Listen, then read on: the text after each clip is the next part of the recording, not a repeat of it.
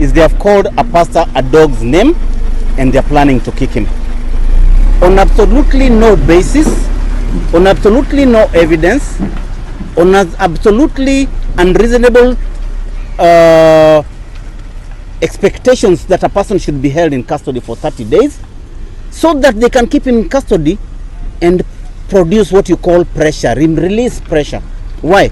Because they are under siege right now. That's what the administration is under. They have tried to associate the pastor with somebody else who they have no relationship apart from one small transaction that did not go through. Why? So that they can be able to tell the public that they are doing things. You have seen them making noise and saying that these people should not be released on bond.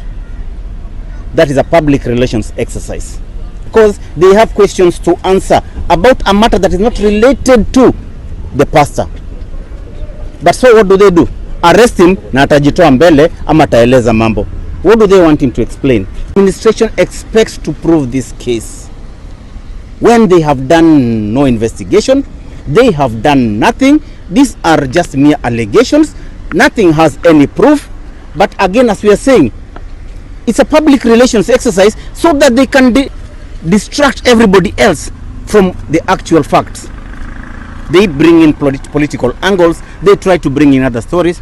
But let me tell you today, you speak to the pastor, you look at the grounds, you look at the evidence, you look at the facts, you look at the allegations. There is no relationship of any kind at all.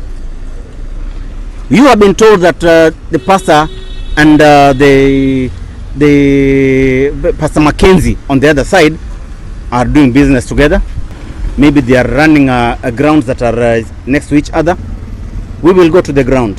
You'll be able to see that all these allegations about burials, about graveyards in compounds, about places where people can be hidden and where people can be enclosed and where people can be abducted and kept do not exist.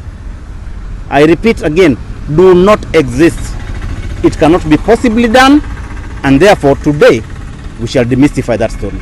You will note that it is hot air, actually hot air. Sometimes it is so totally unfair that the same law can be used to punish somebody. If the pastor had done anything, remember, all these years, the governors are in place, the police officers are in place. These things never came out. These stories were not there. So they are created. And then what happens?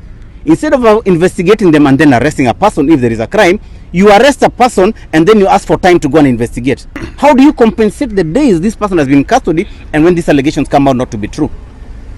It is the same law that we are going under the Article 49(1)(g) of the Constitution, trying to say that they are holding somebody and they'll explain why they are holding him.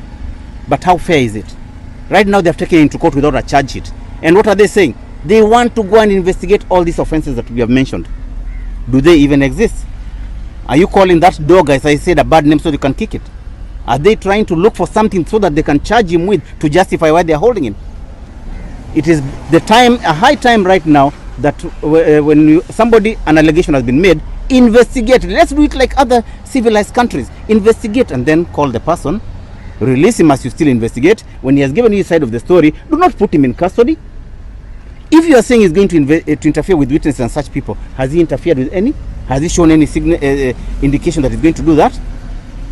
There is nothing like that is existing. Allow somebody to be outside to enjoy his freedom, because those freedoms are not there for the purpose of just being there. The fundamental rights are there to protect these people.